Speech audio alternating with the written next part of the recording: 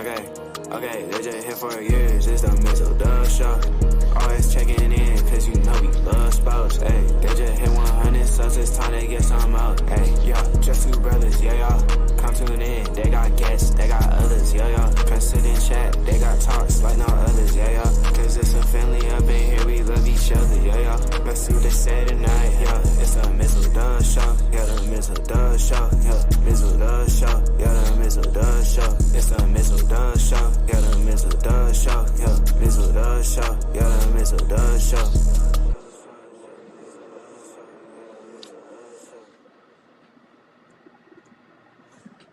Hola. Yes. Yes, you do. Yes, you do. It's rare. Very much yes, so, we get one. but it happens. Yes. But welcome to 261 and for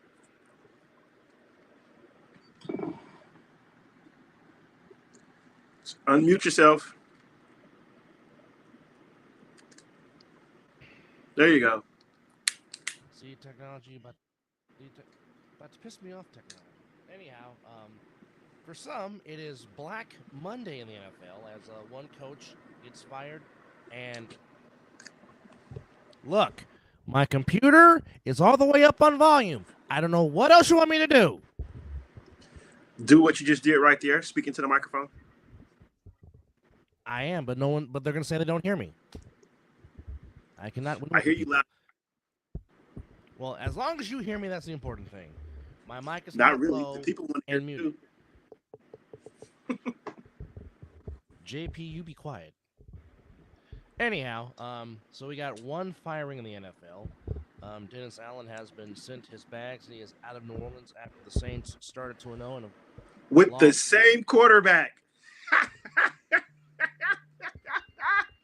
That is true. When he got fired in Oakland, Derek Carr was the quarterback. And New Orleans just fired him. Derek Carr's the quarterback. So what's the common denominator, fans? Derek Carr will and cost Dennis you. Allen just should not be together. That too. It is not a match made in the NFL. But the Saints, we said when were the Panthers going to get their next win? Well, they got it yesterday. So there you go, folks. The Panthers didn't even see that coming. No. But I said it was going to be against the Giants next week in Germany, but they said, nope, we're going to get it a week early. So and did you see the, I think I sent it to you, what Michael Thomas said about Derek Carr? Even though that he did he's that. He's not. Oh. Well. That's a proper way to ask. Roasting already. Well, again, what Mike Thomas is saying is not wrong.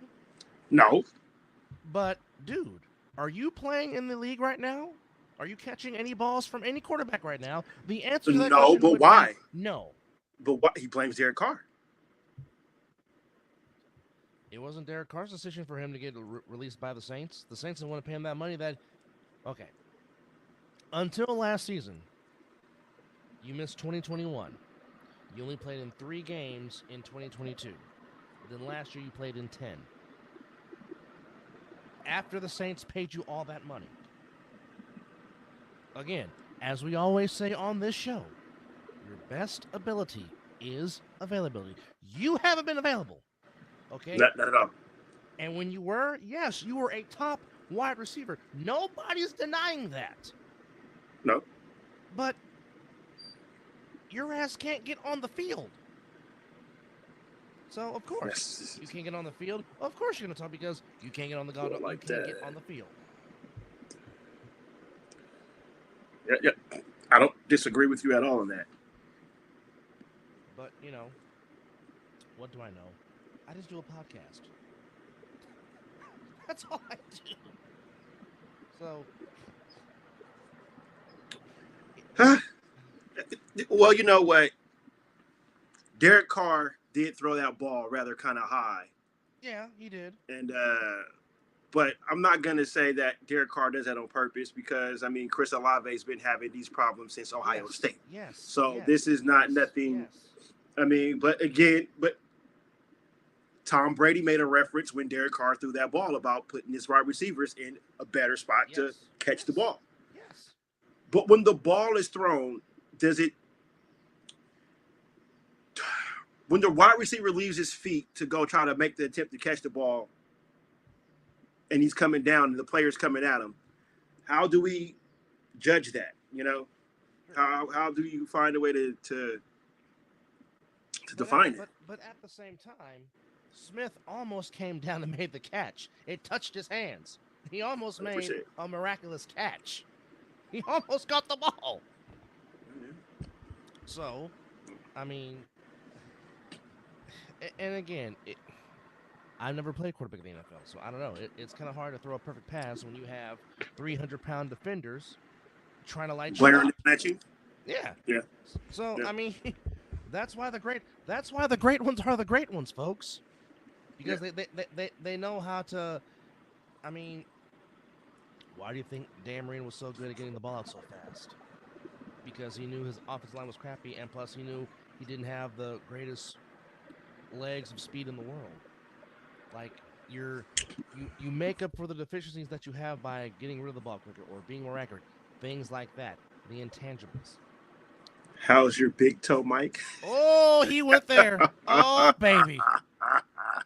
Folks, momentarily, this now is going to become a Michael Thomas roast, courtesy of a friend of ours, whenever he makes the way. But also, some rearranging of the furniture going on in Henderson, as Antonio Pierce has said, Luke Getsy, you got to go. Pack your bags and long goodbye. Overdue. It was long overdue. So, link is the link in the email. Interesting.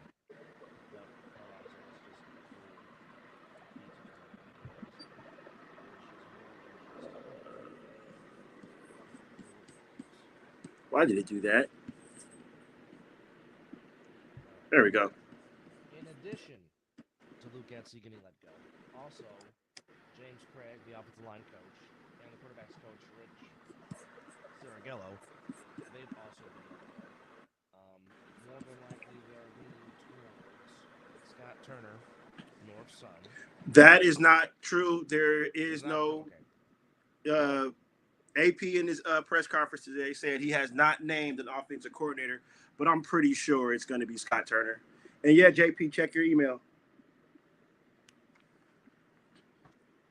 So there is no starting quarterback, no OC yet. So who knows? All right. Well, there you have it. So shaking of the staff going on in Las Vegas is Allen. No, my audio is not off.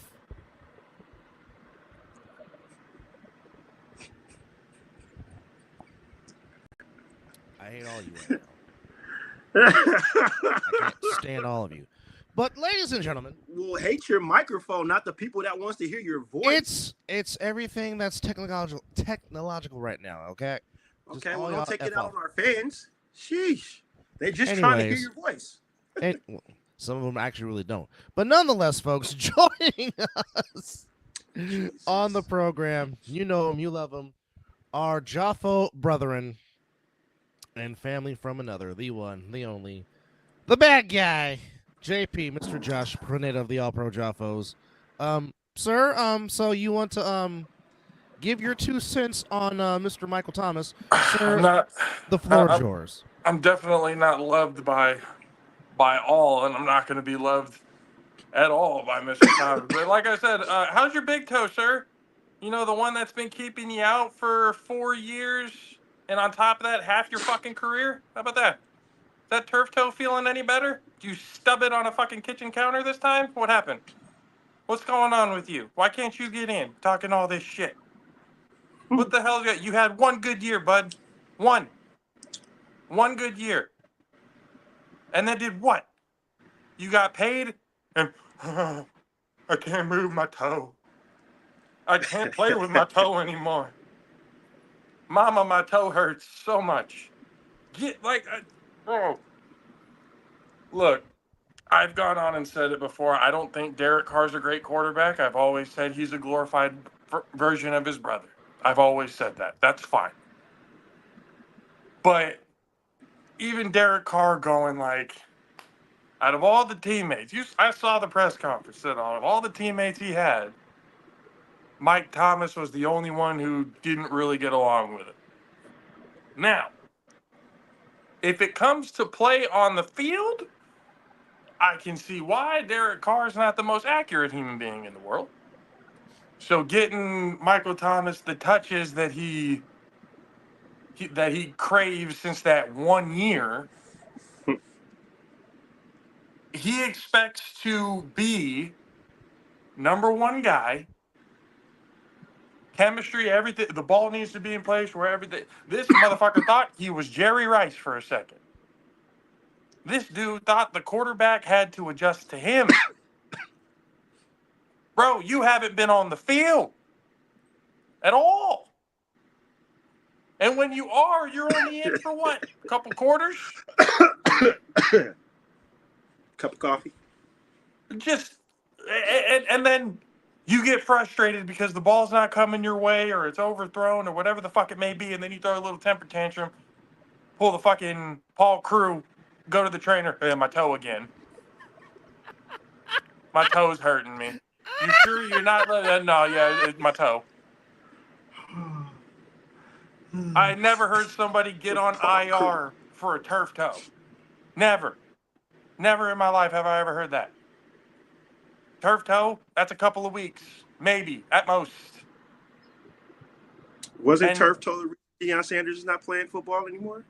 Yeah. Turf, I mean, that came out the end of his year, and he kept playing with it. Yeah. Oh, yeah, true. He played, yes. And now because of that, he lost. That might be toes. the reason why he's got a little bit of a limp in his dance now. Mm-hmm. And that's why he has now 3 toes on 1 foot. Man, they roast him all the time on that. And probably can still outrun these folks with just 3 toes on 1 foot. As long as it's not his big toe, he's probably good. No, it wasn't his big toe. Yeah, so he's probably good. But like with Michael Thomas to come out and just, he must be itching for some clout. Yeah. People have forgot about him. Honestly, people completely forgot about Mike Thomas. I've totally forgot it, but until he made those comments, I totally forgot that he existed. It's like, oh shit, you're still around? Right? I thought you retired. What happened? And now you want to talk. First of all, you don't have a job. Nope. You wanted to get released. You wanted your trade or whatever from the Saints. You wanted to get out of there. You wanted to get out of New Orleans. Where you at? And hey, that's kind of crazy that not even the damn worst team in the league tried to give him a contract. That says something. Hey, sometimes certain egos are too much for organizations. Well, you know who he's related to. Wait a minute. Hold up. Just to add fuel to the fire, back in August of this year, he was suspended for violating the league's personal conduct policy. And then in September, he got reinstated in the league. So not only that, wow, you violated the league's personal conduct policy. So not only do you talk, the amount of talented receivers that have been coming out of each and every draft for probably the last 10 years, with the abundance of wide receiver talent that there is, because how the game has evolved, wide receivers are top tier priorities right now. Correct. More than running backs. If you can have, it's now possible with the amount of players and wide receivers, talented wide receivers that are in the league, it is now possible to have a duo, sometimes a trio. Yep. Correct. Damn near every team has a pretty damn good tight end now. Tight end U has completely evolved. Oh yeah. Everything when it comes to that. Iowa University. Iowa Yeah. Hawkeyes.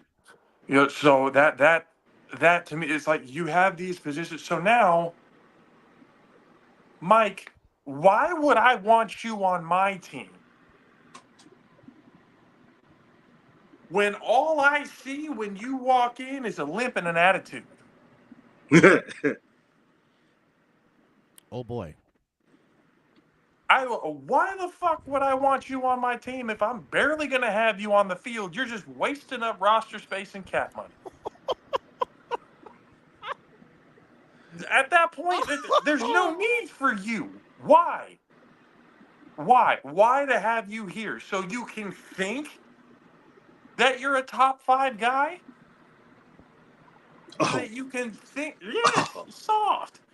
So you can think that you're a top 5, top 3 wide receiver? You're not. You weren't even then when you were in. You still had guys above you that were like, yeah. Mike Thomas, you were the slant guy.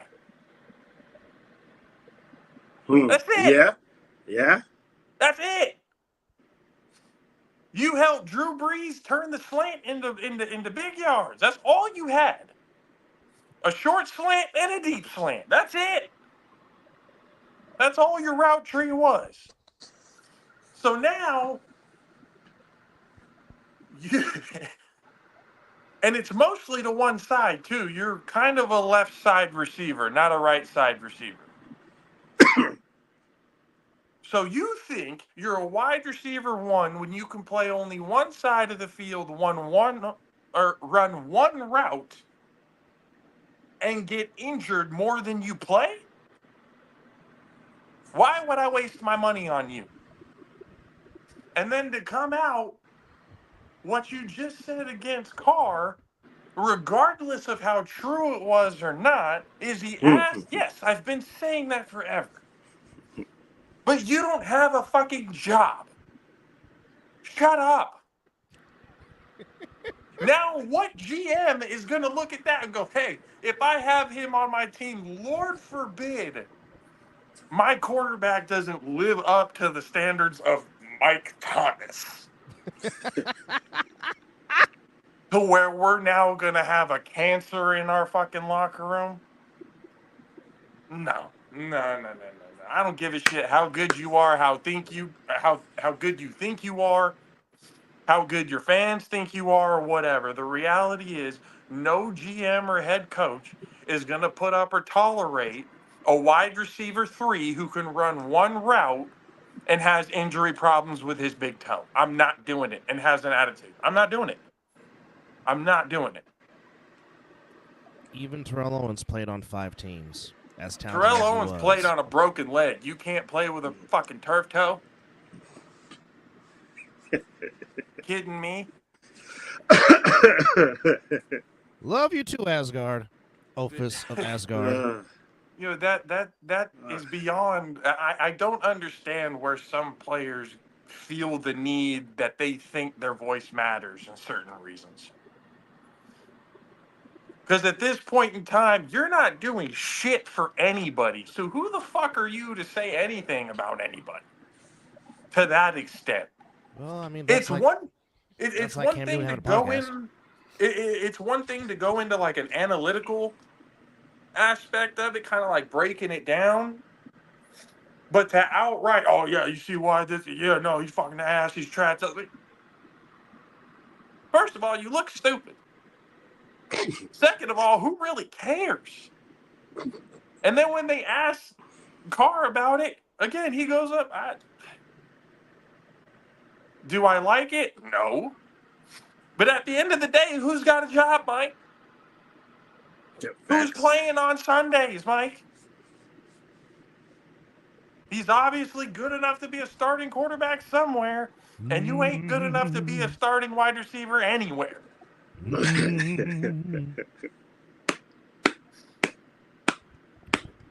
whack, Mike. Go sit down somewhere.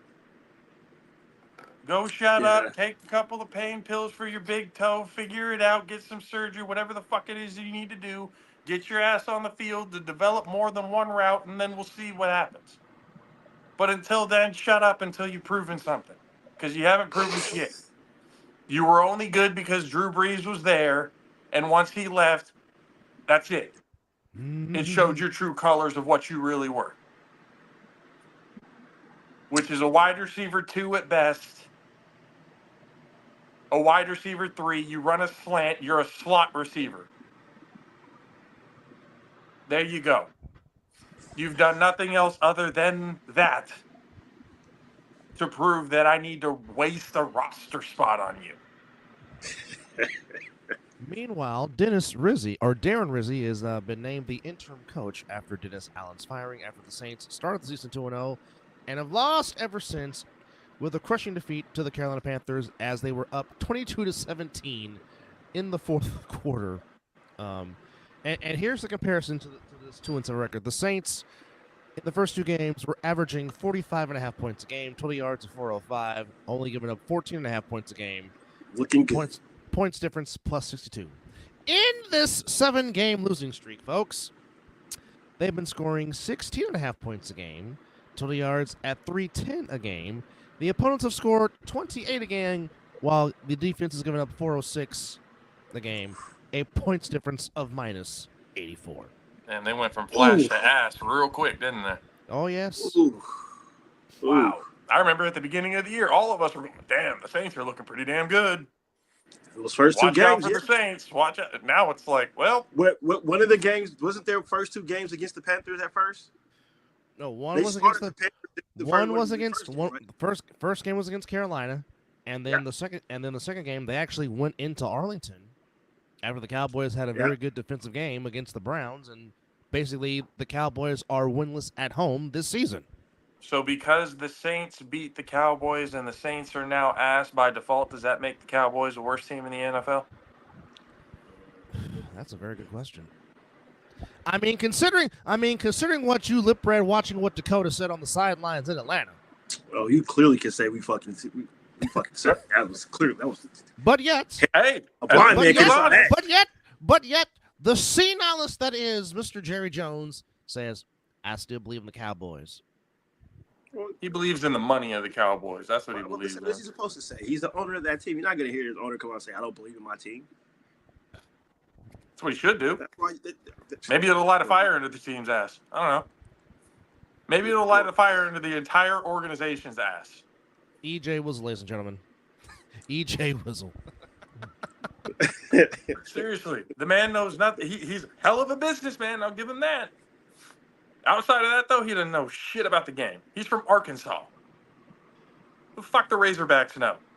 What, who the hell gives a shit the fact that he's a Razorback? He is an Arkansas Razorback disguising himself as a Texan. He doesn't really belong there.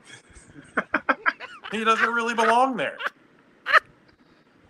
You talk about that bad juju. See, you bring shit from another, from somewhere else around there that shouldn't be there. You bring somebody from Oklahoma. You bring somebody from Arkansas, A&M, or any one of them. You're destined to fail. You're destined to fail. Well, it worked out for my grandfather, who was a born Texan that married a Razorback, and my grandmother. So it worked out. That's the rare of the few. So other than that, I mean, that's great. That's great. So yes, now, it has not helped the Saints' cause that their 2 best receivers are injured. Chris Olave, he keeps having the concussion problem, and hopefully he's okay. And then Rashid Shaheed, who was turning into his own. Thank you for further proving my point, EJ. Appreciate you for further proving my point. Oh, baby. But it all kind of started with that dang car oblique injury, and they haven't been the same since. But again, I mean, when you have... I think they kind of missed Taysom Hill as well, though, too. That as well. That as well, but... I mean, he gets, like, most of the rushing. He catches the damn ball pretty good, and sometimes he throws a damn ball. He's an upgraded Tim Tebow. I've been said that. Oh, I've been said that. And yet somehow Tim Tebow won a division title and won a playoff game, but go figure. Hey, I'm not saying he's not going to win games. I'm just saying what he is. Playing style-wise. Yes, absolutely. That's exactly Tim Tebow right there. But just to recap what happened in this interesting Week 9, at first the Bills looked like they were going to subject the Dolphins, and the Dolphins made a game of it, and then a 61-yard field goal at the end secures the win for the Bills. The Bills clearly above, still the kings of the AFC East. They go to 7-2. Dolphins go to 2-6. As Mr. Bass hits one from 61 yards, and again Josh Allen playing spectacular ball, threw for 3 TDs. Oh shit! Breaking news, y'all. What we got? Dakota's hamstring might be worse than they initially thought. Oh, Cooper Rush, get ready. Hey, they might win more games now.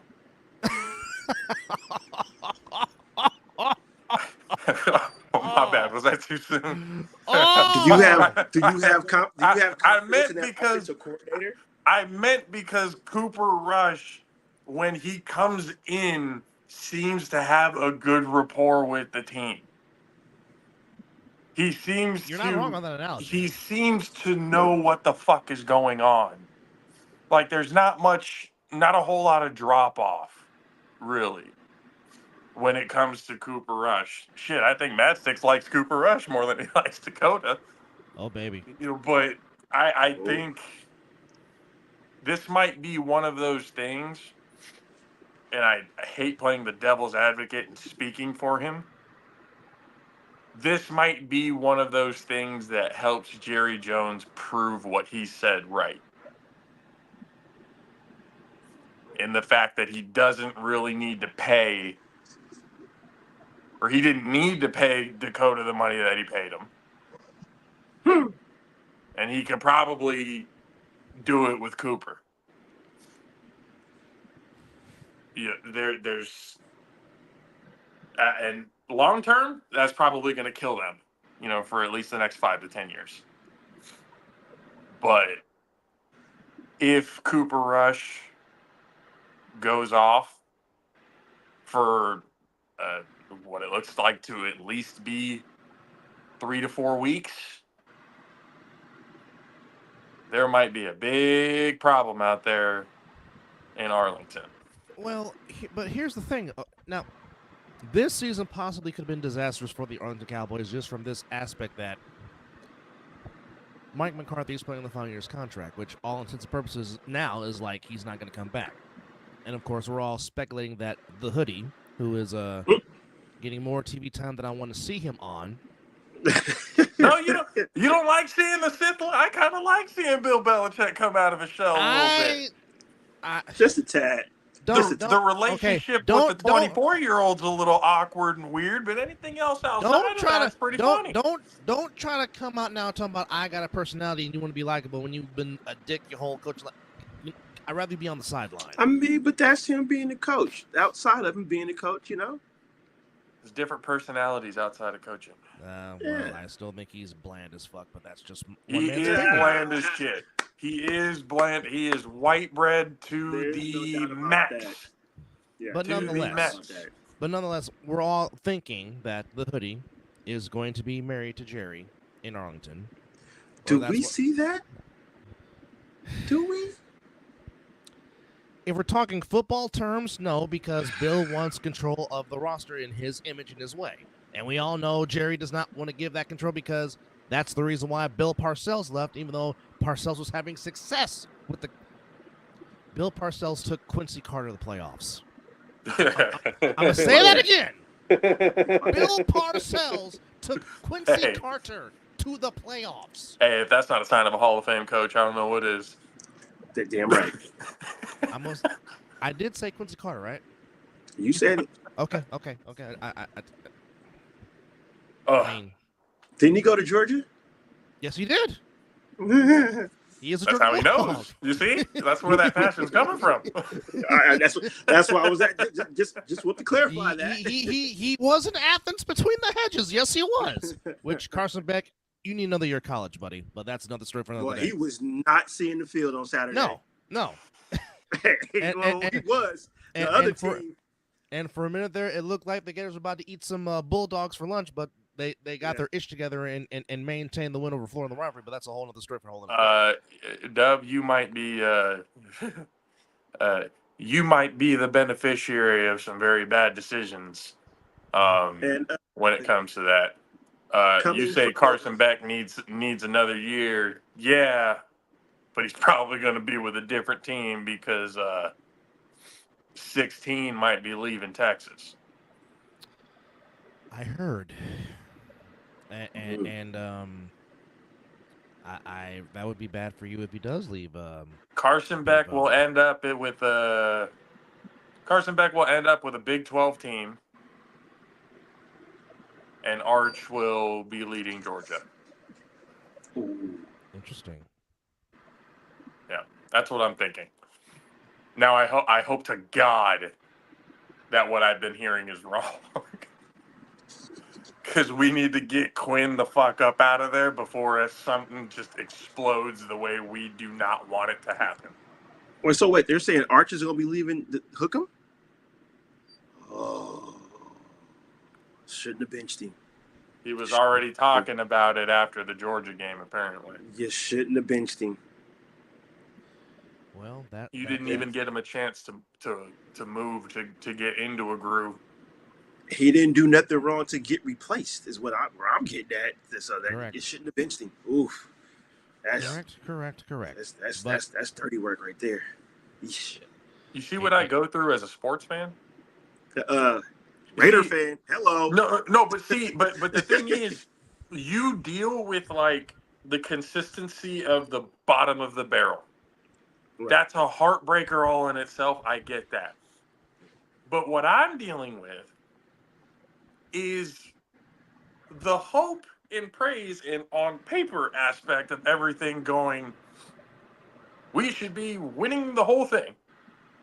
Either college or football or NFL, whatever professional team really that I root for, there's an expectation. Yes. And you get there and you get there and you get there and you fucking choke it off in the worst way possible. Kyle. Thank you. And it's not just it's the Longhorns too. If you watch that playoff game last year, you'll know exactly what the fuck I'm talking about. Oof, that was brutal. So this whole the whole with the Bang Bang Niner gang is the same thing with Texas is back. I don't say that dang quote. I know you don't. And I know you don't, and I love you for it. Thank you for being an actual true Niner fan. I really appreciate that, Dub. I really do. But and then the Texas is back. Anytime somebody says Texas is back, I have the want to just wind back and right in the ear hole, just right, because that type of shit. I don't have to repeat it. Y'all know how superstitious I am when it comes to shit, especially when it comes to sports. Being a former athlete, I'm sure you guys have your suspicions and stuff as well. Mm-hmm. The sports gods do not like that type of hubris. They will humble you very quickly. And in the worst way possible, to where everybody's going to be talking about it. So you either shut up and let it happen, and then you can celebrate afterwards, or you can keep dealing with the heartbreak, and then on top of that, the shit talking of every other human being on the planet. Because of the fact that we were talking so much shit, and now everyone is on our ass. Why do you think Mad Six loves watching the 49ers lose? Because of our fan base that don't shut up. That's the same reason why I like watching them lose. I sit here and tell you every day. Like I say, I respect you guys as fans, but what I always say, it's not you. It's your fucking fan base. That's what I'm saying. I can say the same thing about my fan base. Same thing about mine. I mean, y'all have been going red since the 70s and just haven't stopped. Just not even realizing. But hey, but I'll say this. At least we don't be idiots and blow both of our hands off like some fan bases do. Oh, man, that team. Yo. he can't even throw a West Side. This is why. Nope. This is why I tell you guys. This is why I tell you some fan bases do not deserve Yo, to and win that looked games. like that could have been one of those like M80s too. And why are you Oh, holding that bro, here? no, that thing was a baseball that he had in his hand. I Jesus. saw that. I saw the angle of the dude who was in front of him. Uh-huh.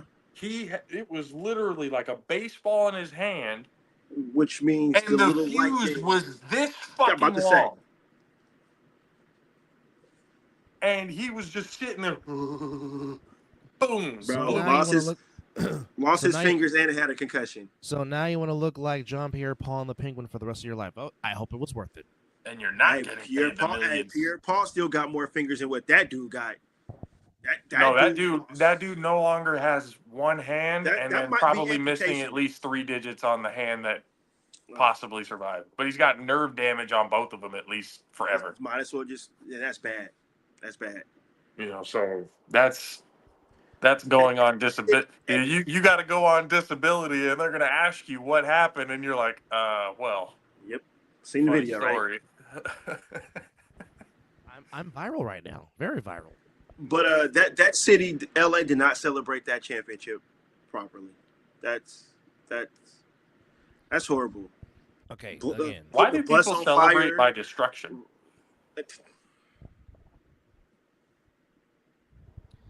Can someone explain that to me? Like I said, it was a riot more than anything else. We won. We're gonna tear down the city for what? We're gonna go back to 1992, like it's Rodney King all over again, and just vandalize. Well, I got that. That was a purpose. Okay, we're gonna set fire to cars and tilt buses for what? But if they're gonna put a championship, come on. Okay, how drunk do you need to be to make that decision? Okay, it's a doggone shame that the dang Nike store already had boards on their windows. They knew what was coming. They prepared. And we're talking about the store that's probably selling their championship gear as we speak. And they already was like, you know what? We're going to prepare like this Hurricane Maria. We're putting boards up on our windows. And they still got in. Okay. I get it. I understand. Oh, they're going to find a way. I get it. Looters will find a way. You haven't won a full season World Series in 36 years. I get it. You want to celebrate, but don't be idiots about it. Okay? Yeah, I've never understood that. As much as I can't stand the bastards, they actually earned this World Series because they actually outplayed the Yankees in this World Series. Sure did. And this pains me to say this because Dave Roberts actually coached. I can't stand this baseball team. But howbeit, this team did actually showed. Did the Dodgers win or did the Yankees shit themselves?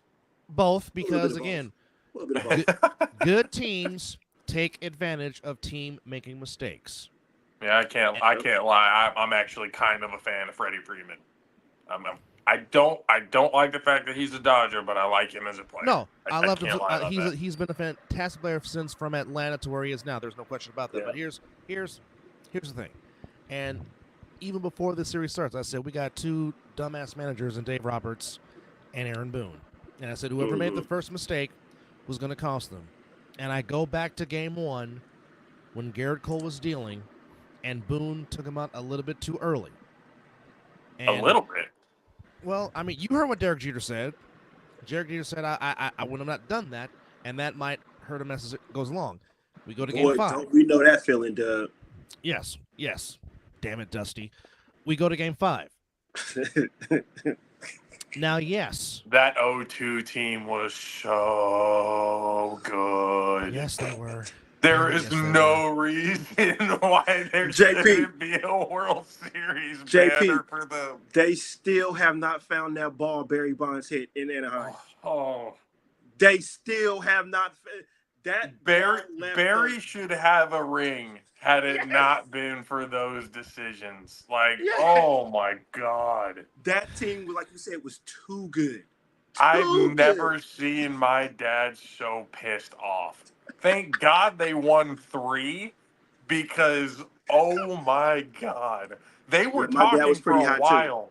They had gone a long time saying they're never going to win one in our lifetime. They're never going to, like my uncles and my dad, Never going to win one in our lifetime. So thank God they won the 3 because that 0-2 left a bad taste in their mouth. Because I'll say it like this. 87 hurt because they went back to St. Louis up 3-2 and never scored another run in that series in 87. I remember that because I was just like, there's fireworks St. Louis. It should have been us against the Twins, of course. Okay. Now, I've said this everywhere. I don't think anybody was going to beat the 1989 Oakland A's because they were pissed off from what happened to the Dodgers in 88. And the earthquake just happened to just be a distraction. But, I mean, now I think the A's would have still won the series, but I think it would have been in 5 or 6, not 4, because, like I said, the A's only pitched 2 starting pitchers in that whole entire series, and Dave Stewart and Mike Moore. Now, in 4 games, only 2 pitchers pitched? Because the World Series, because when the earthquake happened, it was a 10-day delay, and then when they came back, Tony La Russa smartly used the same 2 pitchers he used in games 1 and 2, and this is when Dave Stewart was at the height of his powers, winning 4 straight 21-game seasons. It was over. Then Who wasn't beating that team? No, but nobody was beating that team. Even if it was the God, Cubs when the A's were good, huh? Exactly. From 87 to 92, it was either the Twins or the A's winning the American League West. Yep. And the Twins won both the World Series. The A's only got 1 because unfortunately the A's ran to Oral Hershiser in 88 and Jose Rio in 1990. The Bulldog. But the greatest team I ever saw that never won a World Series, besides the 22 Giants, was the 1993 Giants. Barry Bonds' first year in San Francisco, Will Clark's last year, where they won 103 games. But because the freaking Braves traded for crime dog Fred McGriff, that changed everything. Yep. And lost by 1 flipping game because Dusty decides, I'm going to start Salman Torres. For what? Why? You won the first 3 games of that series. You need to win all 4. And you decide to start Salman Torres? What causes people to make the decisions that they make?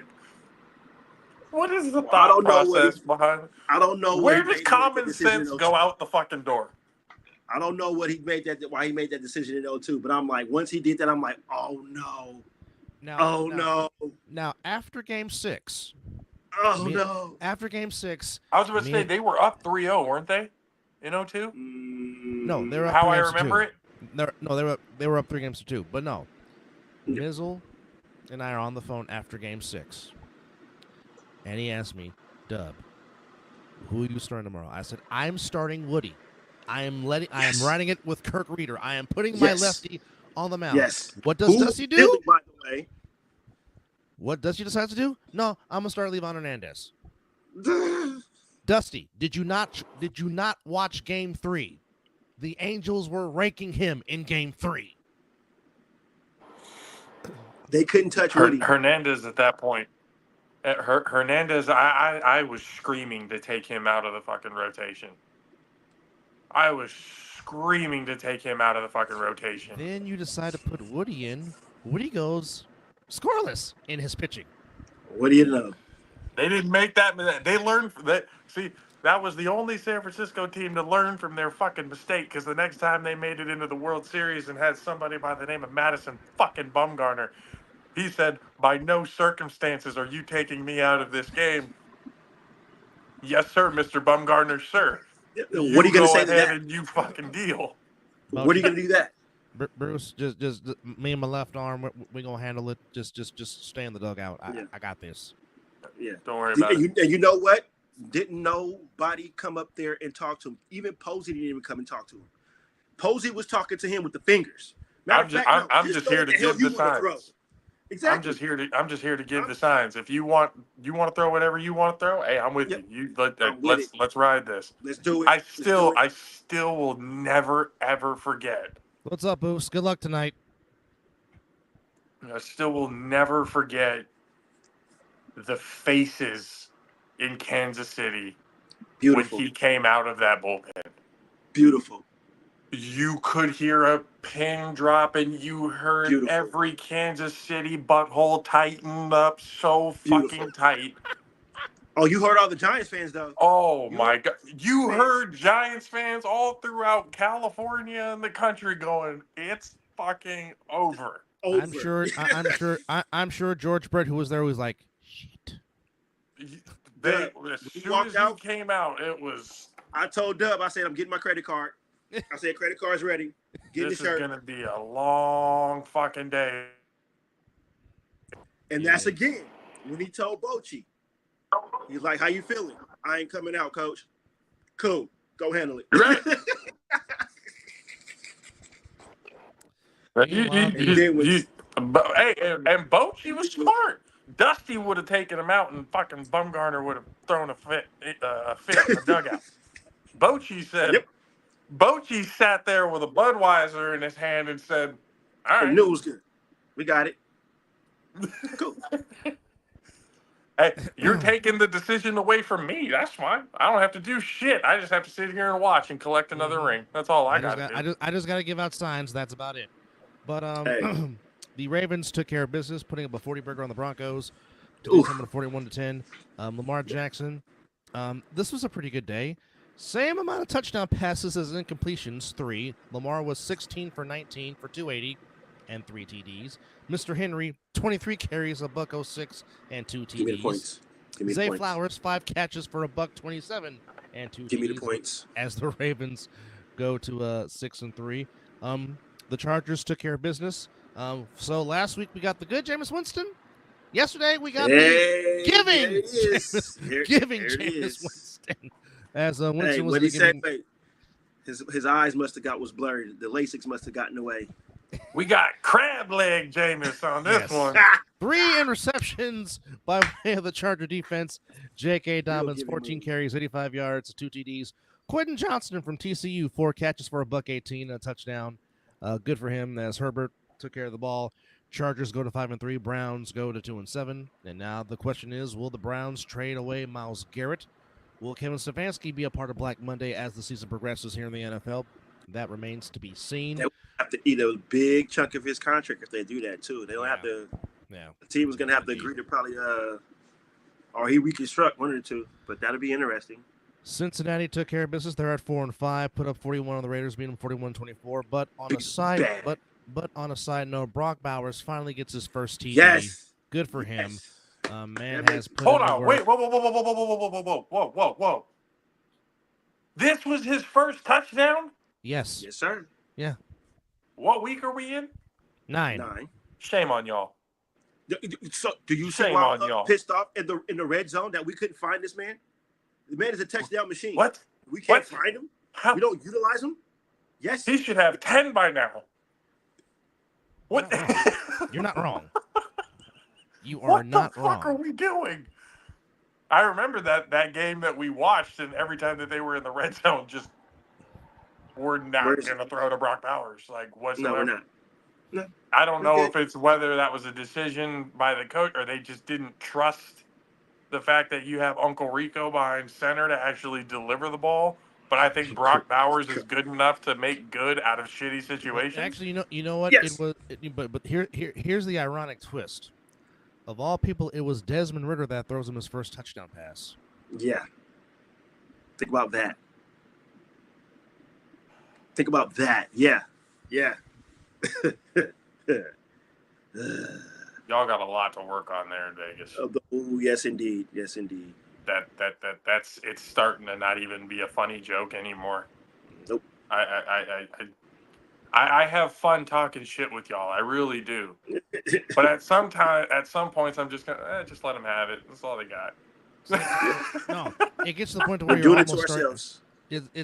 it's almost getting to the point where you're almost starting to feel sorry for them because because the joke has become that stale. But it's I don't know what's going on. 99% ha ha ha fuck you and 1% You gain the 1% of the so all right. There's a little bit of respect at that point, I guess.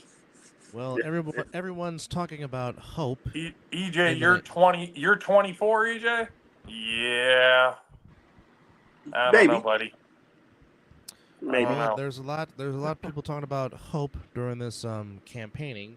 As again, please do your due diligence, do your civic duty. Please go vote tomorrow on election day. Hence why there's no mine. sport. Hence why there's no sports tomorrow, because they're taking this really, really important. So there you go. But nonetheless, there is hope in the nation's capital, as the commies folks are 7-2.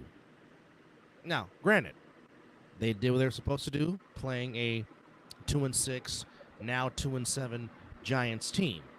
Now they knew what they're supposed to do, but nonetheless, the Commanders off to a 7-2 start for the first time since 1996, when they were still the Washington Redskins. Wow. Jaden Daniels is just a winner. Which oddly enough, and Jaden Daniels, I think, was the catapult for Terry McLaurin.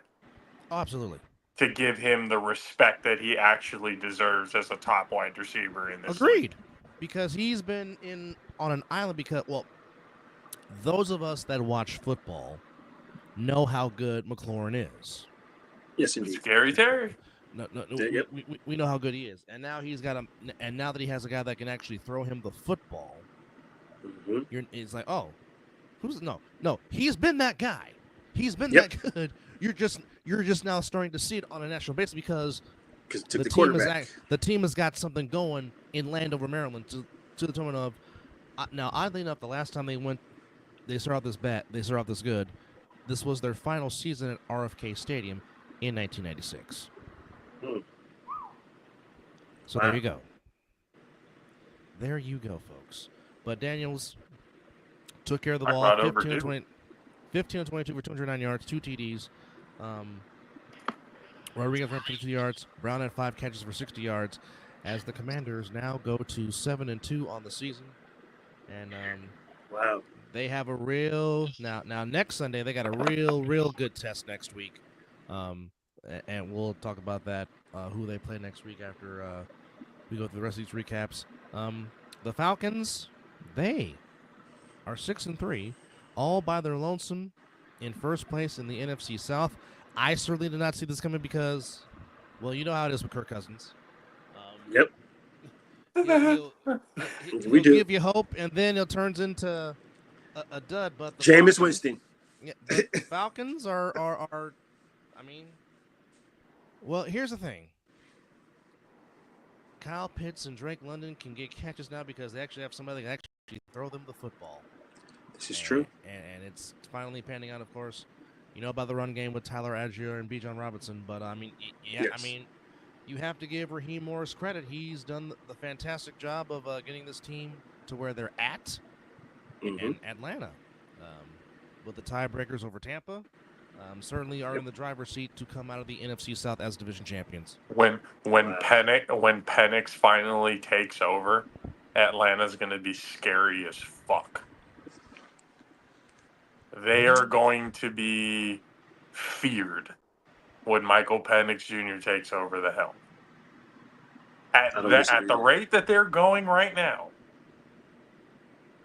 when that man out of Washington comes out, it's going to be insane. That team is going to be stupid. I'm not even kidding. They're going to be better than any team that they ever had, even when Matt Ryan had the MVP season. They're going to be better at any team that they had with Michael Vick, any team before that with Dion, with anybody. That team is going to be stupid when Michael Penix Jr. takes over, because your offense at that point, because Cousins has what? After this year, he's got 3 more years on his contract? 3 more years on his contract? I think it's 2. Right. I thought he signed a 3-year deal. Is it a 3-year deal? Well, let's actually find out. It might be a 3-year I don't know if deal. it was a 3-year deal or a 4-year deal. I thought it was a 4-year deal with like an opt-out option or something like that on the year 4, if I'm not mistaken. Right. Okay, so it's a 4-year deal for 180. His 2024 and 25 salaries are fully guaranteed, and he received a $50 million signing bonus. So 24 and 25 are guaranteed. Yes. Yep. So look at 26 to be that point. And that's okay because Michael Penix Jr., the more he can sit there and just soak it up and be a sponge and not have to take the beat down. This is kind of the way you're supposed to develop a quarterback, a young quarterback. Oh, You have a decent, you have a good starting quarterback that's on probably the last 4 to 5 years of his hold on, folks. his legs. Breaking news. I just got this right now. One Christian McCaffrey is on the practice field today and might be possibly playing in Tampa, Florida against the Buccaneers this upcoming Sunday. Of course. Part of me is not sure that is going to matter. I wouldn't play him this year. I wouldn't either. This year. I wouldn't either. Honestly, I wouldn't either. You honestly have to kind of look at this season, and I know they don't want to. I know nobody wants to because, again, there's that set expectation that's going on right now. They 100% need to look at this season and just wash it. Like we've lost too much. It's too late in the season. There's not really a big trade that can be made to make up for the amount of loss that this team has. Christian McCaffrey, we know from past how injury prone he is. Yep. This is the longest he's been injured with this team. With that type of injury, fuck no do I want to risk it. I want to make sure you're 150% when you fucking come back. You need to be super McCaffrey when you come back. Mm-hmm. So rehab work. Don't take the beating on your body. Just rehab and work. That's all you do for the rest of this season. Let the young guys get their reps, wide receivers and stuff like that as well. Look to bolster the offensive line because I know Pooney is still really good, but he's not the only one on the right side. That right tackle spot is a fucking liability for this team. Yes. However, here's my counter to that. I am not disagreeing with anything that you're saying. And it possibly would be different if they were not playing in the NFC West.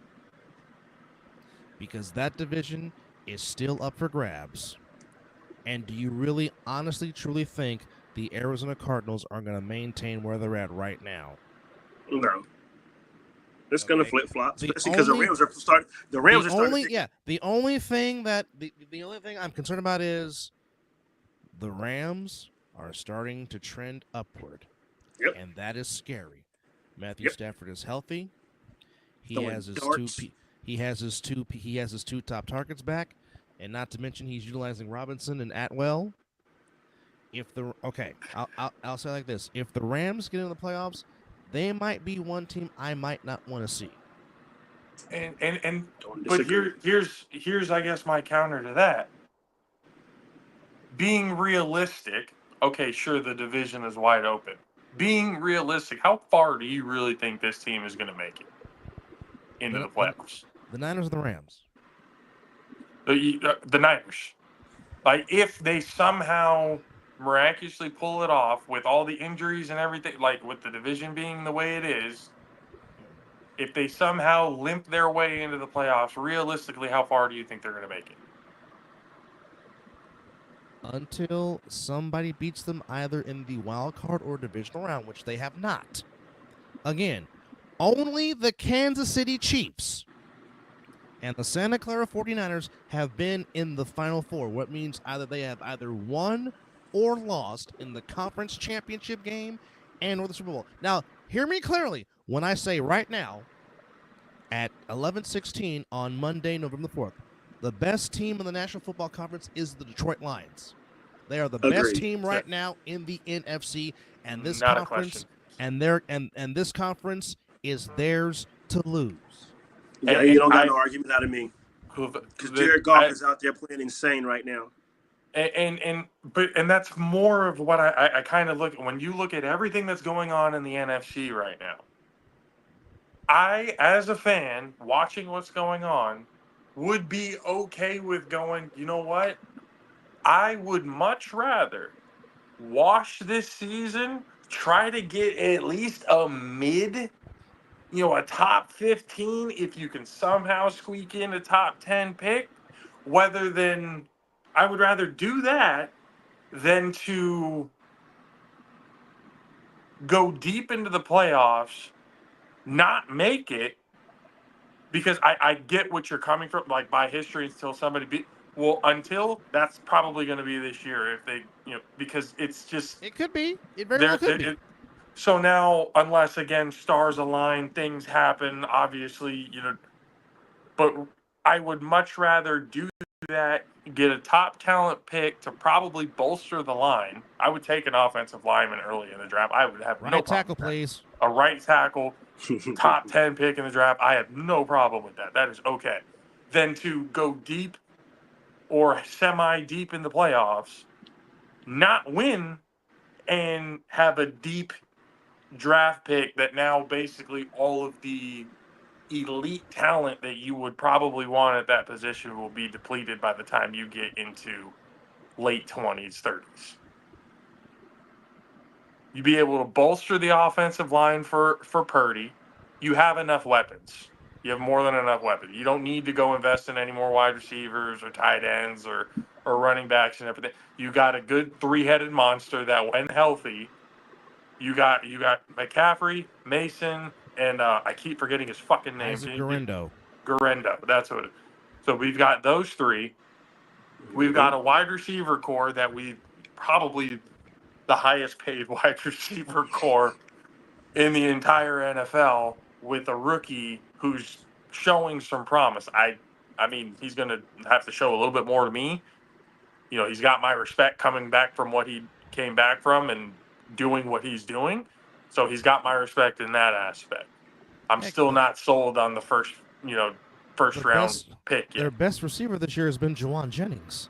And again, we've got 4 to 5 wide receivers that, and again, I have to put it in there, when healthy, is a lethal combination, because it doesn't matter who you cover, somebody is going to torch you.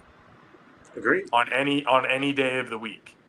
It doesn't matter who it is, somebody's going to. That's why it's such a fun little playground for Kyle Shanahan, because he can literally throw pieces anywhere that he wants to.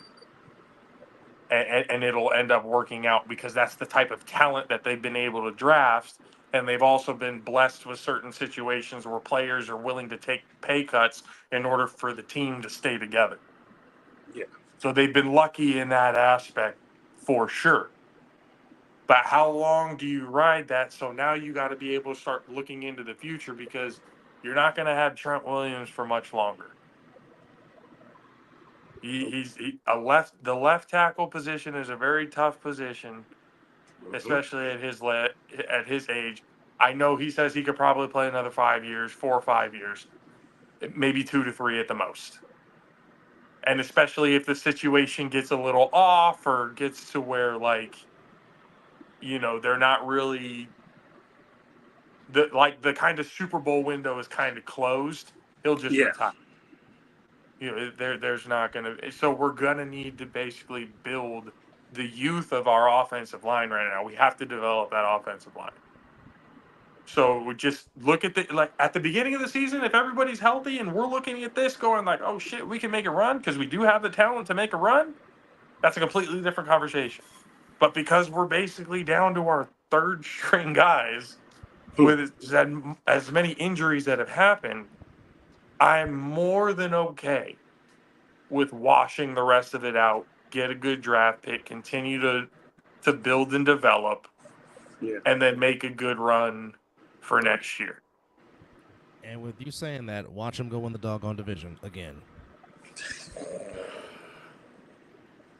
I mean, yay. It's still not the big one.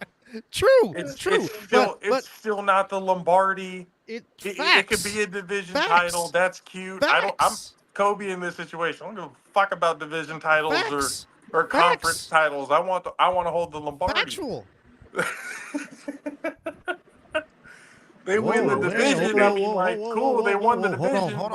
Hold on. Wait a minute. Wait a minute. Just got some breaking news here, folks.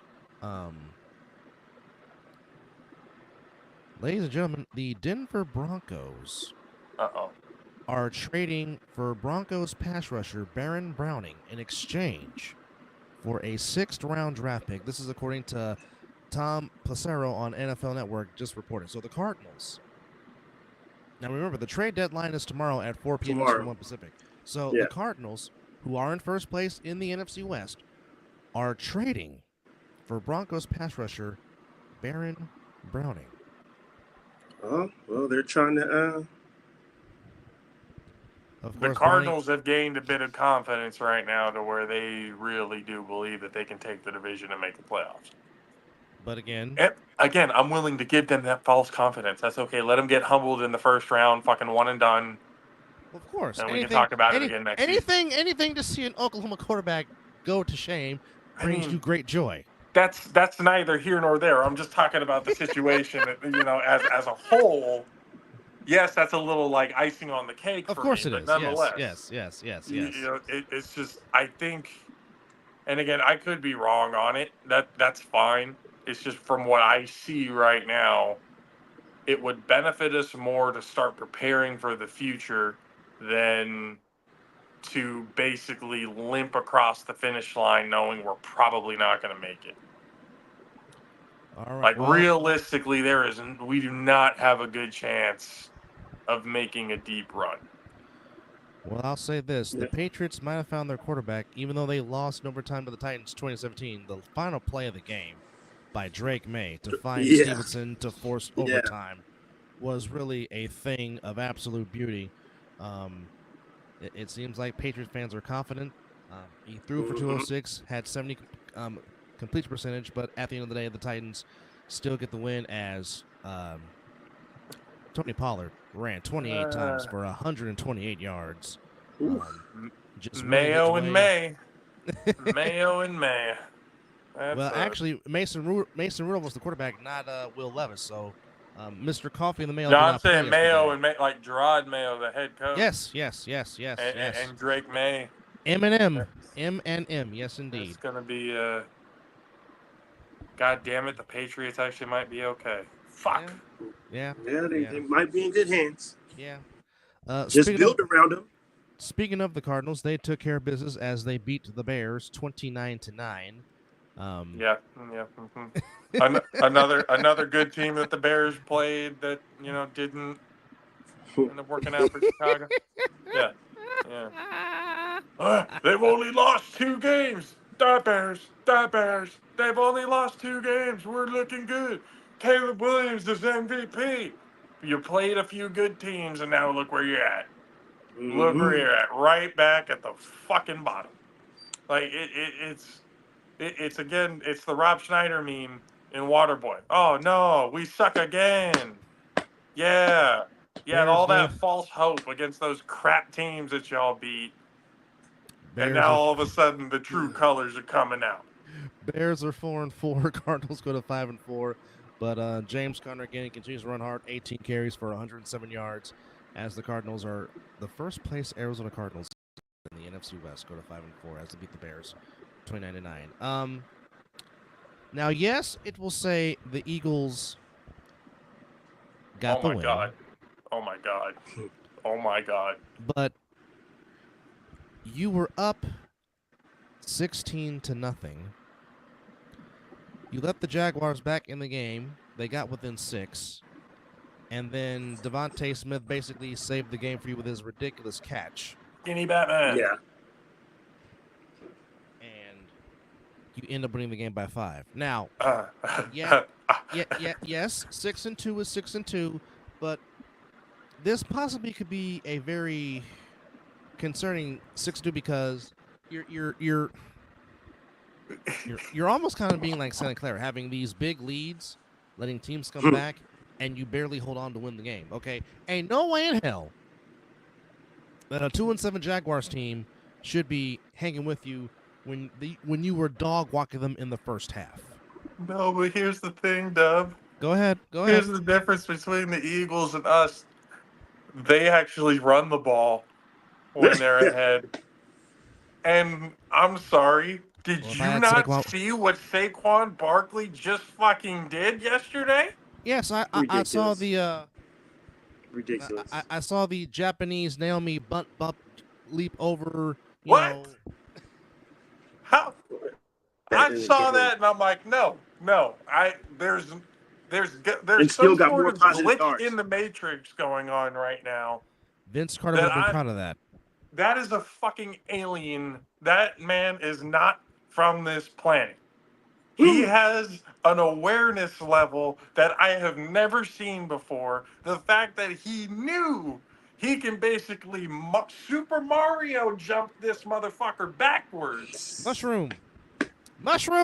After giving one dude the stiff arm, spin cycling another dude out of his cleats, and then literally... I'm sorry, that DB, who is the DB? I need to know who the DB is because now he will forever live in infamy as the man who got the first ever reverse hurdle. Who the fuck I've never seen anything like that. Never. No. Never in my life. And oh, by the way, just to add injury to insult, 27 carries for 159 yards. A receiving touchdown and a rushing touchdown. The Giants fucked up. Mm-hmm. You basically got rid of your cloak for Daniel Jones. He was basically the blanket that, kind of shielded Daniel Jones from really being exposed for the fucking shit-ass quarterback that he is. And not only that, you lost him to a division rival. Oh my goodness! Pain. And he's doing this. And he's doing this now. Oh my God! That's pain. Saquon Barkley is not a real human being. Rams in overtime. He is unreal. Rams in overtime get the win over the Seahawks. Rams go to 4-4. Seahawks, who once upon a time started the season 3-0, have lost 4 out of their last 5. They're now 4-5. Stafford in interception. The game-winning touchdown in overtime. As the Seahawks had a chance to win the game, but decided to go for it on 4th down, doing some dumb spiritual Pete Carroll stuff. And thus, Stafford says, okay, game's over. Cup, 11 catches, $104. Jackson, Smith, and Jigba, 7 catches for $180 and 2 TDs. How about Puka Nacua throwing a punch? Hello. Yeah. Hey. Don't ejected like an idiot. Hey. But, showing a little bit of life out there. Yeah. I don't like it. Fighting for your team. Vikings get the win over Indianapolis, even though the Vikings did everything they could to try to keep the Colts in the game. But Vikings do go to 6-2. Sam Darnold throws 3 touchdown passes in a total of 2 interceptions. Justin Jefferson, special, 7 catches, $137, as the Vikes go to 6-2, maintain their playoff spot. But again, as I've said, the best team in the NFC by far, and I thought I would never say this in my lifetime, but it is the Detroit Lions. The Detroit Lions went into a very rainy Lambeau Field in the elements, in conditions, and pretty much just punched the Green Bay Packers in the mouth to no avail. And again, I've been saying this for the last 3 seasons, and it is without question the Detroit Lions have the best offensive line in the NFL. Don't at me. I said what I said. It's true. True. Calvin Johnson and Barry Sanders are pissed. Yes. Yes, they are.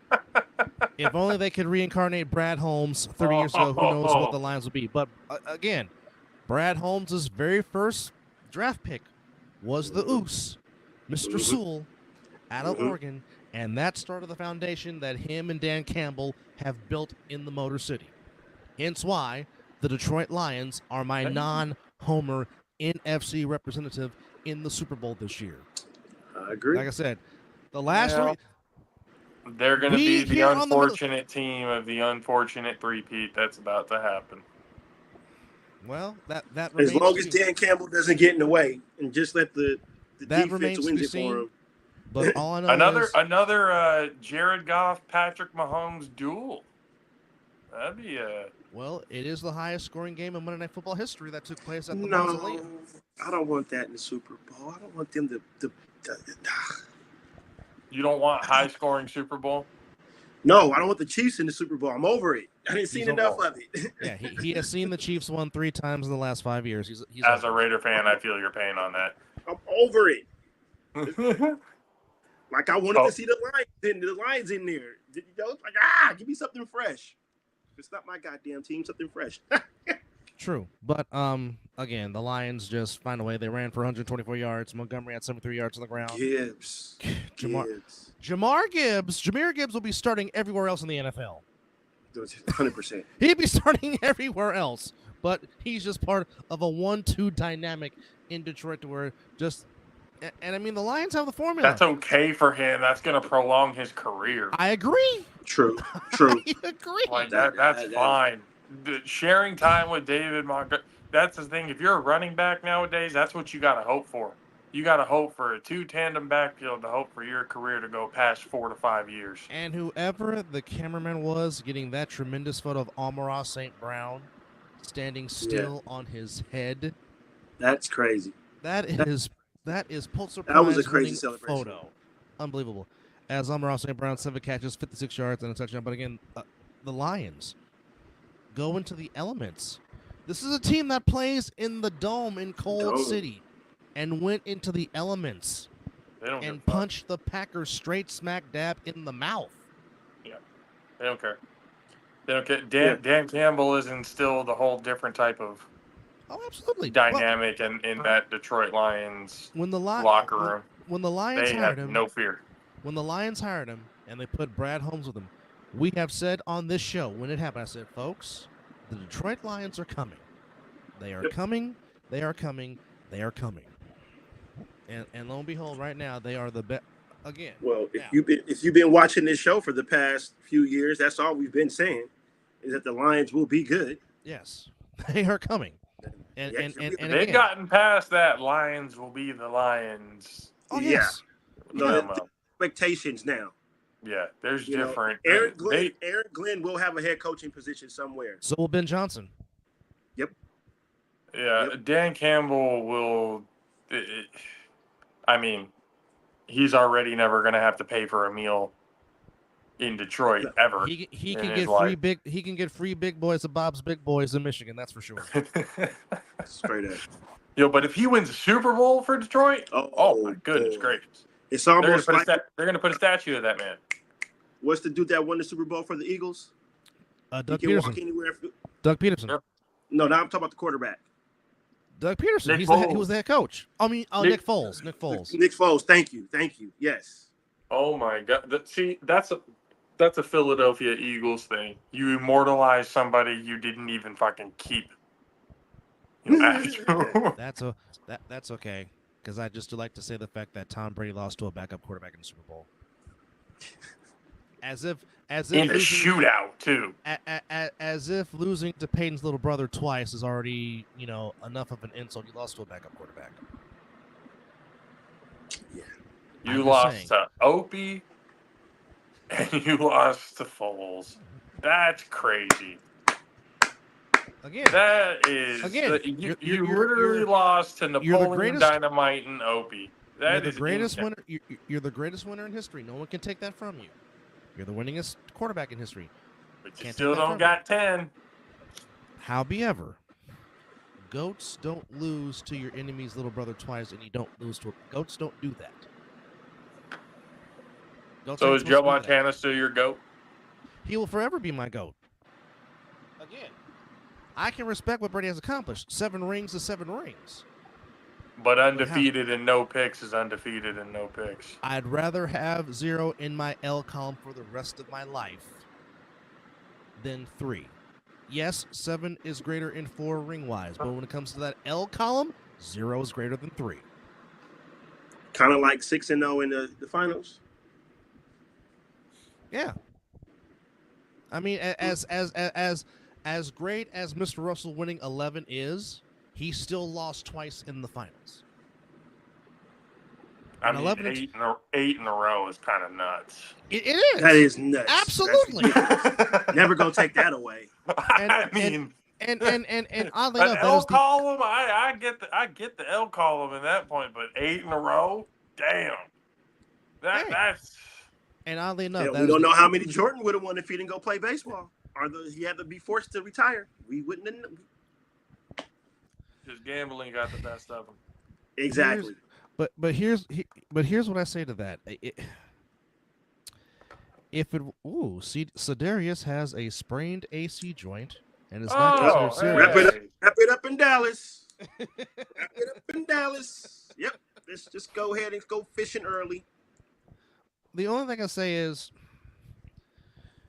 if it was the Rockets and Bulls in those two, I really think they go 1-1 because now again we're talking about before Rodman gets there, because no team was beating that Bulls team with Jordan, Rodman, and Pippen. I don't care what anybody says. Nobody was beating that team. No. Now speaking of the first three-peat, if Jordan does not force into retirement, because we talked about that on the We've been to that story before, yeah. But that's a fun rabbit hole to go down. Go check out that episode. Right? But I don't know if Bill Cartwright and Horace Grant would have been enough to stop Hakeem Olajuwon. I really don't. Because Jordan has always said that was the one player that we could not stop.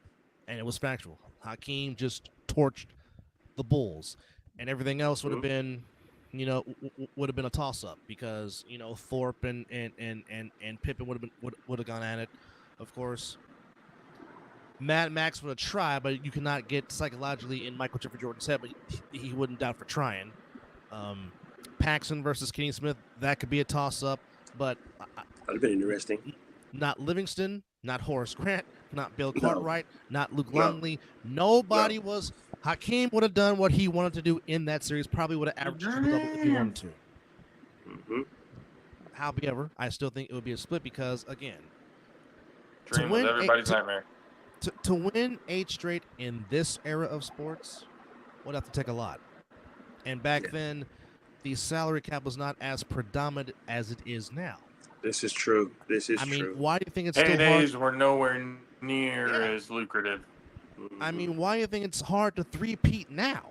Why do you think it takes so long for teams to go back to back? Unless the script is written. I mean, before the Chiefs did this past season, the last team that go back to back was the damn Patriots in 03 and 04. Yes. Okay. No NFC team has gone back to back since the 92-93 Cowboys. I'm talking about a team repeating as Super Bowl champions in the NFC. Okay. Nobody has still gone back to back in baseball since the Yankees went three-peated in 98, 99, and 2000. Okay. And even for this, no National League team has repeated as World Series champions since the 1975 and 76 Cincinnati Reds. The Big Red Machine of Rose, Bench, Morgan, Concepcion Perez, Ken Griffey Sr. Wow. Okay. That's disgusting. Yeah. Okay. Okay. We've had back-to-back recently in the Stanley Cup because the Lightning did it back-to-back years before the Golden Knights and the Panthers won the last two. But it is very hard in this day and age to repeat as a champion. In any sport, yeah. In any sport. Mm-hmm. Mm-hmm. So, I mean, it's asinine to think that the Boston Celtics, only time they repeated was when they won 8 in a row in the Russell era. Bird never went back-to-back. Garnett and Pearson and Allen only got the one. Now the Celtics, who are off to a very good start this season and looks to be possibly coming out of the East again, the East is weak. The East is weak. That too. Don't sleep on it. The Knicks might give you a yes, shock. The Warriors were the last team to go back-to-back in the association because, yes, they went back-to-back in 17 and 18. But no one's gone back-to-back since in the NBA. You are correct, sir. It's still hard. Fucking EJ. It's still hard, EJ. Over here trying to prove a point. Is the point, guy. yes. like I said, I mean, Get your cousin, Mizzle. God damn it. I don't know. I Hey, don't. we speak I facts around this piece, man. I We mean, know our I shit. don't know. I mean, I don't. And I mean, I know what you're saying about the script. I get it. I understand it. But I just really think that the Chiefs won't three-peat just because it's hard to do. Because there are other teams. Like statistically speaking and realistic, like there are odds and chances of doing it, especially with the kind of surgence of some teams that have been going on in the AFC. It's going to be really difficult, especially Patrick Mahomes has not been playing well, No, at he's all. been playing. He's But been they're playing like still winning. That's the thing. that's the Pedestrian, thing. but yeah, that's why I say the script is real. But fellas, I gotta go get the wife and everything. Appreciate y'all for letting me come and invade the show a little bit. You guys You're not always know invading, the buddy. doors open for you guys on the All Pro Jaffos TV. Guys, go check it out. Subscribe. We have Mizzle and Dub on there all the fucking time. It's always a good time. Love you guys. And once Love you again, too, brother. Mike Thomas, go fucking sit your ass down somewhere. Love you too, brother. Of course, that was our good friend JP of the All Pro Jaffos, which again, please check them out every Tuesday and Friday at 7 p.m. on Jaffos TV YouTube channel. Of course, always joined by DJ Matchsticks and, of course, the prodigy EJ Wizzle of Creative Brothers Productions. But, cuz, to answer your question, tough to say because there's a lot of teams in the AFC that can possibly do it. I mean, the Ravens getting Derrick Henry, that might put them over the top. Again, the Steelers with the way they're playing. The last 2 weeks, Russ has played pretty well. And with that defense, you always have a shot, of course, as we always say on this show, never go against Mike Tomlin. It's a big no-no. There's that. And now adding Amari Cooper to complement Keon Coleman and Shakur. Could this be where the Bills finally get out of their own way? Of course, that is true. Which is why I said I don't think it was his fault last year. I mean, if Zay Flowers holds onto that ball, it just goes down. I think they punch it in. If he holds on the ball, if he holds on the ball and they go back to what works best, which is running the football. Again, I hate to keep going back to this freaking stat. They ran the ball 16 times, but in those 16 times, they were averaging 5 yards a carry, and they went away from that. Why? You run the ball at a 5-yard clip, that wastes time, that limits possessions for Andy Reid and Patrick Mahomes. Sometimes playing keep away is sometimes your best offense and defense because at the top of it, Andy Reid and Patrick Mahomes and Charles Nagy can dial up a play and boom, they're in the end zone. They're right back. Fast. And of course, if they get their stuff together and if they get in, you can't count out Joe Burrow and the Bengals because they're the only other. Joe Burrow is the only other guy that has gone into Arrowhead and has beat Mahomes in the playoffs in this run that the Chiefs have been on. Something about that stadium just since brings it out 2018. The only other quarterback to beat Mahomes is retired, and he's broadcasting for Fox Sports in Tom Brady because he beat him in 2018 as a Patriot and beat him in the Super Bowl with the Buccaneers in 2020. But other than that, Joe Burrow is the only other quarterback to go into Arrowhead and beat Mahomes in the playoffs. And technically should have done it twice if that defender doesn't do that costly penalty that cost the Bengals the AFC title game in 2020 or in 2022. I'm sorry. Yeah. So, and Cuz just said, I think if teams do what they need to do instead of doing stuff to entertain the game would be more appropriated. Yes, I don't understand why teams go away from what works. Hence, my team that I love, that Kyle Shanahan likes to go away from running the football when the running game is working. Instead, no. Jimmy G, go through Pete Carroll in Super Bowl 49. Not giving the ball to Marshawn Lynch because we don't want Marshawn Lynch to be the MVP because we know Marshawn Lynch is not going to talk to the media. So what? Herman Edwards said it best. You play to win the game. Hello. That's it. Okay. There's a reason why Vince Lombardi said winning isn't everything, it's the only thing.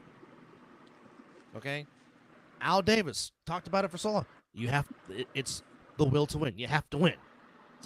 Just win, baby. Okay? Doesn't matter how you do it. A win is a win is a win is a win. Of course, Jack Del Rio said this so many times in his locker room speeches. It is hard to win in the NFL. Yes.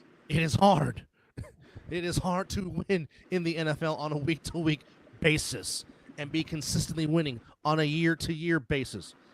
How many one-team wonders have we seen over the last 20 years, and then they just go disappear? Okay? I go back to the 2015 or 2016 Jets. Won 10 games with Fitzmagic. Went back to reality the following year after that. It happens. Which is why which is why now you appreciate certain things that happen now. Like, yes, I know that they went to 4 straight and lost all 4 of them, but now, like 30 years later, you appreciate what the Bills accomplished because getting to 4 straight Super Bowls, that is hard to do. And that was back when the AFC had some teams. You had the Steelers of Greg Lloyd and Kevin Green. You had, of course, Elway and the Broncos. You had the very good Oilers teams with Warren Moon before they decided to break it all up and move to Tennessee. There were some good teams that the Bills had to go through to get to those 4 straight. I think they took out my team one of those yes, they runs did. too. The first one they beat you on in the title game. So it's, again, do I think we will get eventually a 3-peat Super Bowl winner? Probably, but I just could be this year, bro. I hate to say it. It could be, but I don't know if the Chiefs can get away with Patrick Mahomes playing the way he is now. I don't think he can get away with that in January. I especially if a team is. I don't disagree with that, but I think that defense can. Hell, just like when the Ravens won it, their first one, that offense wasn't all that sharp. Their defense, it was not. Form. So I'm trying to hope it ain't Patrick Mahomes. I don't want to be Patrick Mahomes, but again, he's playing shitty, and they're still finding a way to win, and that's scary because whenever he decides to not be a turnover machine and start being that, and he's doing this with less talent at wide receiver. So, and Kelsey hasn't even had a breakout game. So just why do you think they made the trade for DeAndre Hopkins? Because he has nobody to throw to. His 2 best receivers are out for the season in Hollywood Brown and Rashid Rice, which Mahomes took out Rashid Rice against Inglewood, against the Chargers. Yeah. Okay, he's throwing now. Xavier Worthy, he's a rookie, and he's going to be good. Xavier Worthy is going to be a problem in the AFC West for a long time.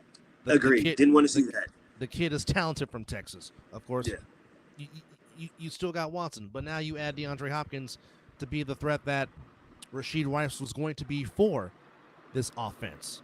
Mm-hmm. I mean, there's a reason why the Kool-Aid Man is the winningest coach active right now in the NFL because he knows. I mean, you see his menu. That's not a playbook. That sheet is a menu, and it's probably got some cheeseburgers on it for after the game. But it makes tonight's game interesting because, for whatever reason, Baker Mayfield does play well in Arrowhead Stadium. I don't know why he does, but he does. And plus, I'm sure But who's he throwing it to, bro? That's true too. He doesn't have Chris Godwin. I don't know if Mike Evans is going to play tonight. And I don't think so. And yes, Cade Otton has been a very good tight end the last 2 weeks. He's been catching balls, but I mean, I get it. Do I want the Bucs to win? Hell yeah. It's going to be tough. It is. It is, but I will say this. If the Chiefs cannot block number 50, and if the Buccaneers cannot block number 95, because those 2 people are going to be the key for each of the team's respective defenses. If Vita Vea is going for Tampa Bay, and if Chris Jones is being Chris Jones, it might come down to who might make the first mistake might win. Now, with that said, Tampa Bay is very capable of beating the Chiefs, and of course the Chiefs are the Chiefs. The Chiefs are the lone undefeated team going. we will see if the Dolphins will be popping champagne tonight or if the Chiefs will go to 8-0. But real quickly before we go, interesting matchups coming up to you next week. The one that really catches my eye, which should be the highly contested. Now, this game really should be the big game of the day in the early morning slate of the schedule for Week 10. Steelers at Commanders. That should be. Why is that not prime time? What is the Sunday night game? Why is that not flexed? I would rather like to see that. Especially if it's in Landover. Well, right now your Sunday night game is the Lions and the Texans, 7-1 against 6-3. Okay, that's okay. Okay. If you're gonna do that, all right. To which I agree, 6-2 against 7-2 should be in prime time, especially in the nation's capital, especially it's in Landover. Oh, especially the week after an election. I think the NFL dropped it. Well, they didn't. I guarantee you, they did not expect. No. They didn't. They didn't. But then again, it's like you don't want to take the Lions out of prime time because the Lions is everybody's favorite story right now. So yeah, I get it. Yeah. Oh. But yeah, it definitely will be. Well, okay. I'll say it like this. I guarantee you, Nance, Romo are going to be on that call for CBS on Sunday in Landover for the Steelers and the. Yeah, is that the 10 a.m. game? It's a 10 a.m. game. Yes, it is. Good. I'll focus on that game before I go to work. Yeah, but that's pretty good. But real quickly, before we go, because my brother does have to go do this thing called work and be the adults. But one more time before we say, well, you know what? We may come back later tonight and do a Monday night recap show. So you might get two shows out of this. So just keep that in mind. But real quickly, as always, special thanks to Creative Brothers Productions. For all that they do for our show, and again, they need people, they are hiring. So if you want to get with them, please get with them. They will get you right. We will be back this week. I know the last 2 weeks we have been on assignments per se, but Talking Ish with Dub, Chris and Mizzle, it will return this week. So stay tuned because there's a lot of stuff that we do need to talk about and talk some ish about it going on in football. Yes. Obviously, JP again. Thank you for joining us with this president. Of course, the Off-Road Joffos on Joffos TV. On YouTube, the highly elevated sports talk for the highly elevated sports fan. Of course, Tuesdays and Fridays you can catch JP, DJ Matt Sticks, and EJ Wizzle on the show. And of course, coming to you real soon, it'll be here sooner than you think. The ASNFL has turned Fall Brawl into the Winter War. Of course, you can scan that QR code. It'll take you to asnflnevada.com to where you can register and play. And of course, always every Wednesday at 5:30 p.m. is the other side of the ball, talking all things ASNFL with myself, Corey Hammond, and Chris, and rotating guests in between. Of course, we wouldn't be where we are without the super dope beatmaker, who is only going to get better, and some more things are coming your way. So please get with 17KD at all these. Thank you. Album dropping this Friday, I believe. All these names that you see on all outlets: IG, YouTube, SoundCloud, Discord, SoundCloud, YouTube. Just give it the young man. That is 17KD, aka the Super Dope Beatmaker. And one more time, just to show you why you should subscribe to all these guys, here's why you should. Take a look. Yes, ladies and gentlemen, it is the Night Owl edition of the Mizzle and Dub Show. Yes, vote for us, vote for us. Welcome back. Thank you for tuning in. He is Mizzle, I am Dub, and today... Did y'all miss us? Because we missed you. Our apology. And we are live.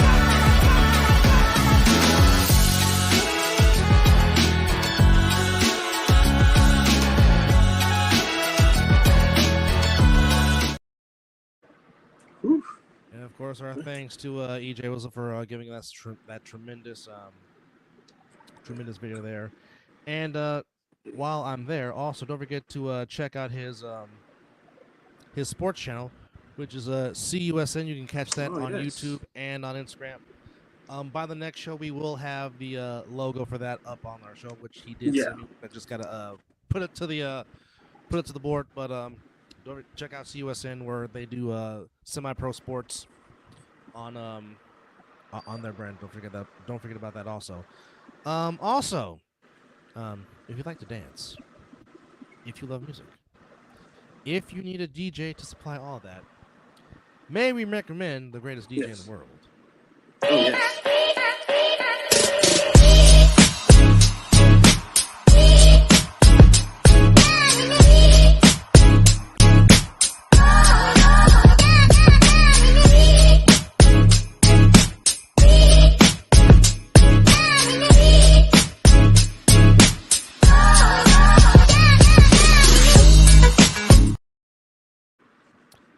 And of course, the golden rule: never tell the DJ what to play. Please. He's got you. He got you covered.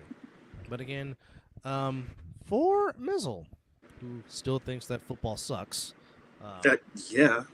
I'm Well, definitely- it sucks for me as a fan. I mean, Yes. as for my team, but Yes. as a fan watching all this, I'm loving what I'm seeing, especially what coming from the Commanders. I mean, we knew Jaden Daniels was going to be special, but my God, he's blossoming right in front of us so soon. And just to see all these other teams and how they're making the trades and moves. So football is fun for me as we do this. But as my team, college and NFL, yeah, we're not vibing.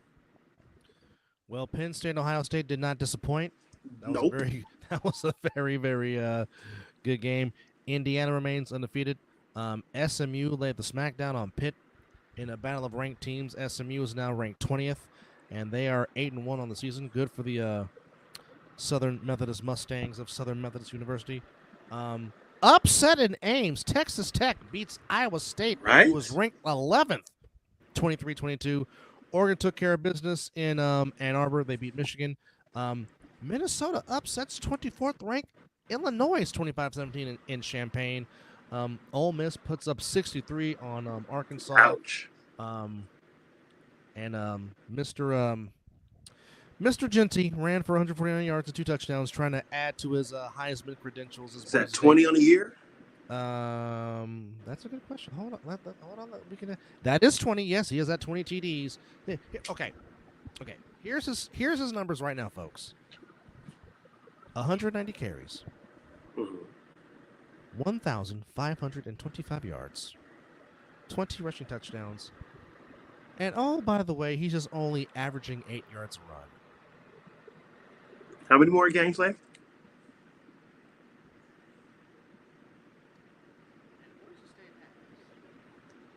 More than likely, they will be in the Mountain West Conference Championship game again. Mm-hmm. He has 3 more games to add to that stat total, folks. I thought it. Okay. I can see the touchdown. No, I'm sorry. I thought he was- I'm sorry. He has 4 left. I'm sorry. Oh, then he can crack 2,000 yards then. Oh yeah. I can see him getting 500. Where he needs about like a little under south of 500, right? Yeah. So if he's at 15-25 right now, he needs 475 yards. He can do it. He might could do it in 2 games. I think in one game he can rush for 200 yards and just cut that in half right there. Well, they are playing a 3-7 Nevada team this Saturday at home on the Smurf turf. Then after that, San Jose State in San Jose. Then against a 2-7 Boise State team, and then closing out the season against Oregon State. So you might have a 2,000 yard rusher in college football, folks. But again, don't forget to check out Buccaneers and Chiefs tonight on Monday Night Football. It should be an intriguing game, and then of course, Golden State Warriors, keep doing y'all thing. Y'all off to a fantastic start. Fantastic start. Yes. And this is not having your guy Wardell, a 5-1 start. Definitely did not see this coming, especially with Wardell being hurt, but Kuminga and Pazinski and the rest of the guys. And now we said that if Klay Thompson would have played his role, he could have came back, which Buddy Hield is playing the Klay Thompson role very, very well, being the shooter. And he is as humble as you can want him to be. Definitely talking about, I'm just here to play my role, whatever the team needs me to do. It's great. The 1-5. Okay, well, here's the rundown for today's schedule for the NBA. Warriors today in the nation's capital against the Wizards. That's at 4:15. So I'll be definitely watching that before Monday Night Football, Monday Night Raw, coming off the Crown Jewel PLE. 7-0 Bucks. I mean, the 7-0 Cavaliers trying to go to 8-0. They play the 1-5 Bucks. You can catch that on NBA TV. Well, Mizzle can catch all the damn games because he just has that, but he'll be at work. Lakers taking on the Pistons in Detroit. Boston on the road in Atlanta. Celtics 6-1 on the year. Lakers off to a 4-2 start. Good for them. They still suck. Not really. Grizzlies and Nets in Brooklyn. Miami at home against Sacramento. Bulls at home taking on the winless Jazz. The Jazz are 0-6. Rockets at home against the Knicks. Hornets in Minnesota against the Timberwolves. And the 6-0 Thunder taking on the Magic. Although that sucks that Powell's going to be out for some time because he was playing very well for Orlando. That just sucks to see. Trailblazers on the road in New Orleans against the Pelicans. Pacers on the road in Dallas against the Mavericks. Raptors coming to Denver to take on the Nuggets. And Mizzle's beloved Sixers are in the Valley of the Sun playing the Suns. That game is also on NBA on TV. Sixers 1-4. Phoenix off to a 5-1 start. And prayers to Popovich. Coach Popovich will be taking some time off dealing with an illness. Get better, Coach Pop. We want to see you back on that sideline. But his Spurs are taking on the Clippers in Inglewood. And that's your NBA slate for today. Only 2 games tonight on the ice. Kings in Nashville against the Predators, and the Oilers taking on Cousins' beloved Edmonton Oilers in Edmonton, Alberta, Canada. And also, got some women's college basketball going on right now. USC is playing, or just got through playing. Come on, hold on. Go back. But yes, women's college basketball just took place. USC just got done playing. They defeat Ole Miss, a very good Ole Miss team, by a final score of 68-66. And Juju picking up where she left off with 27 big ones to lead USC, who is coming into the season ranked 3rd in the country, beating Ole Miss, who's ranked number 20 by a point. Right now, the women of Tar Heels, they beat Charleston, South Carolina, 83-53. UCLA and Louisville, the women's are playing right now on ESPN as college basketball getting ready to start real soon. Take it. We got some games on tonight in college on the men's side. Interesting. Mizzle's beloved Tar Heels are ranked 9th. They play tonight at 6 against Elon.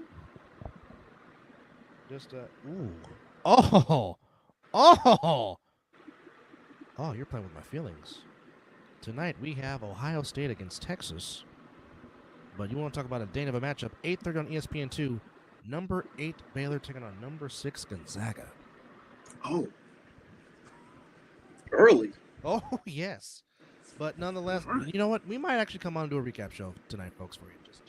It looks like it's a sports day. Yeah, but nonetheless, folks, we appreciate you guys for coming on with us. But please, more importantly than all that, please, vote. As it says under my headline, please do your civic duty. Please go vote. If you have not done the early voting and you're going to the polls tomorrow, please let your voice be your power. Let your vote be your power. Be safe out there, because some people vote. in this voting, who you're voting for, very seriously. Just be not safe. That serious. Be safe. Cast your vote. And for everyone, thanks to JP for coming on. Thanks to Cousin Oos for in the comment. Over from NASCAR.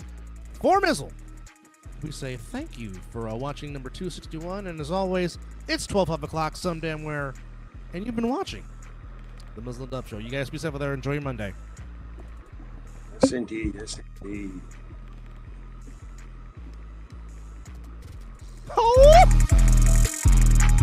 Eat. Oh, definitely forgot to do it.